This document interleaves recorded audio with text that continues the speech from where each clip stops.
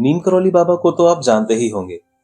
अगर आप में से कुछ लोग नहीं जानते हैं कि नीम करौली बाबा कौन है, तो आप सबकी जानकारी के लिए बता दूं कि नीम करौली बाबा वो महान संत हैं जिनके आगे आम इंसान तो क्या, बड़े बड़े लोग भी सिर झुकाते हैं। साधारण सा चेहरा, कद काठी के बावजूद एक असाधारण चरित्र के भंडार है नीम करौली बाबा। इनकी महानता के चर्चे सिर्फ भारत में ही नहीं, बल्कि विदेशों में भी दूर दूर तक फैले हैं। यहां तक कि बिजनेस के दिग्गज माने जाने वाले और एप्पल कंपनी के को फाउंडर स्टीव जॉब्स भी इनकी शरण में आ चुके हैं। 1970 में जब अपनी पर्सनल और प्रोफेशनल लाइफ में बहुत परेशान थे, तब वे नीम करौली बाबा के दर्शन करने के लिए भारत में आए थे और बाबा का आशीर्वाद लिया था। और उसके बाद अप्रैल 1976 को एप्पल कंपनी की शुरुआत की थी। और फिर स्टीव जॉब से प्रभावित होकर फेसबुक के मालिक मार्क जुकरबर्ग सन 2015 में नीम करौली बाबा के आश्रम आए थे, जो कि उत्तराखंड के बीच सुंदर पहाड़ों से घिरे कैची धाम में स्थित है। जैक डोर्से, जो ट्विटर के फाउंडर हैं, उन्होंने भी नीम करौली बाबा को अपने गुरु की तरह मानकर उनकी शिक्षाओं को अपने जीवन में उतारा और ध्यान साधना का अभ्यास किया। इन लोगों के अलावा और भी कई हस्तियों ने नीम करौली बाबा से प्रेरणा ली और उनकी नॉलेज को अपनी लाइफ में उतारा, जैसे जूलिया रॉबर्ट्स, जो कि हॉलीवुड की एक्ट्रेस हैं, जो बाबा को जानने के लिए बाबा के आश्रम पहुंची थी। ऐसे ही हैं लैरी पेज, को फाउंडर ऑफ गूगल, बाबा को काफी मानते थे। और जेफ स्कॉल, जो कि को फाउंडर हैं ईबे के, वो भी बाबा के बहुत बड़े भक्तों में से एक है। नीम करौली बाबा का असली नाम श्री लक्ष्मण नारायण शर्मा है और इनका जन्म लगभग 1900 में यूपी के फिरोजाबाद डिस्ट्रिक्ट में अकबरपुर गांव में हुआ था। नीम करौली बाबा ब्राह्मण परिवार से थे और इनके पिता का नाम श्री दुर्गा प्रसाद शर्मा था और माता का नाम था श्रीमती कौशल्या देवी। इनके पिता गांव के काफी बड़े जमींदार थे और इतने समृद्ध और संपन्न परिवार में जन्म लेने के बाद भी बाबा का झुकाव आध्यात्मिकता की ओर था। और ऐसी मानसिकता के चलते 11 साल की उम्र में ही बाबा ने अपना घर बार छोड़कर एक सन्यासी का रूप धारण कर लिया। इतनी छोटी सी उम्र में इतना बड़ा डिसीजन लेना किसी आम बच्चे के बस की बात नहीं है। ध्रुव और प्रहलाद जैसी ही कुछ आत्माएं होती हैं जो समय समय पर इस धरती पर आकर लीलाएं करती हैं और लोगों को सही राह दिखाने का प्रयास करती हैं। घर छोड़ने के बाद अपनी आध्यात्मिक प्यास को बुझाने के लिए बाबा ने भारत के कोने कोने का भ्रमण किया और कई आध्यात्मिक गुरुओं से मार्गदर्शन भी पाया, कठोर आध्यात्मिक साधनाएं की और अंततः स्वयं एक आध्यात्मिक गुरु के रूप में उभर कर सामने आए।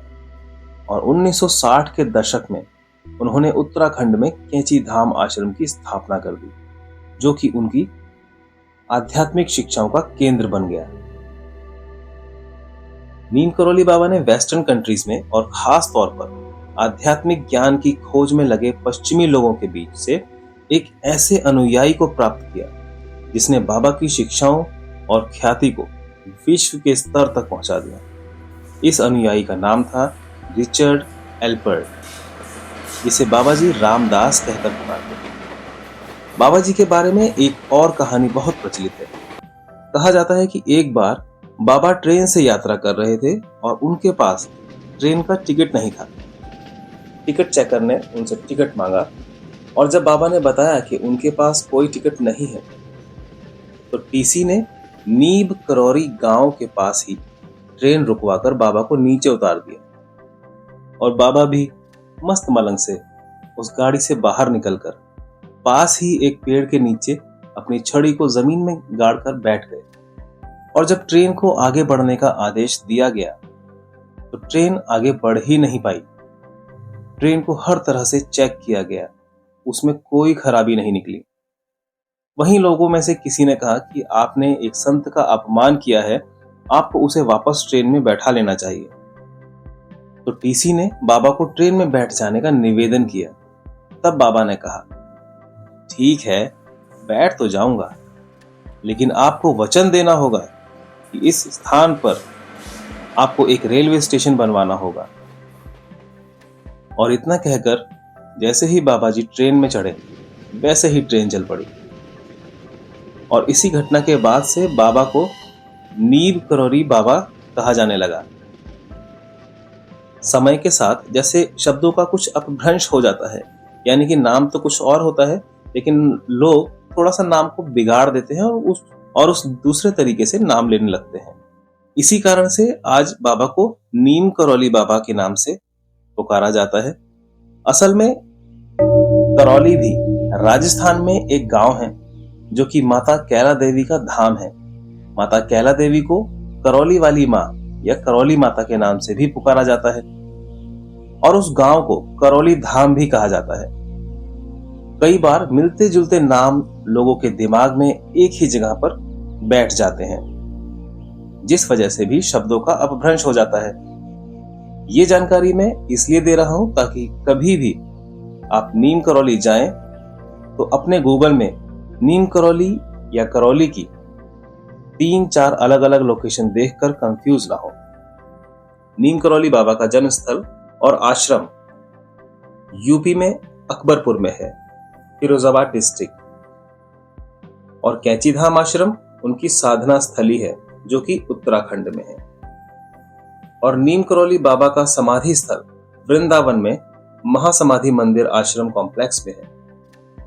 बाबा के आध्यात्मिक जीवन काल में बहुत से देसी और विदेशी लोग उनके परम अनुयायी बने और उनकी शिक्षाओं को देश विदेश में फैलाया। और सन 1973 में 11 सितंबर को बाबा ने वृंदावन में पूर्ण समाधि ले ली।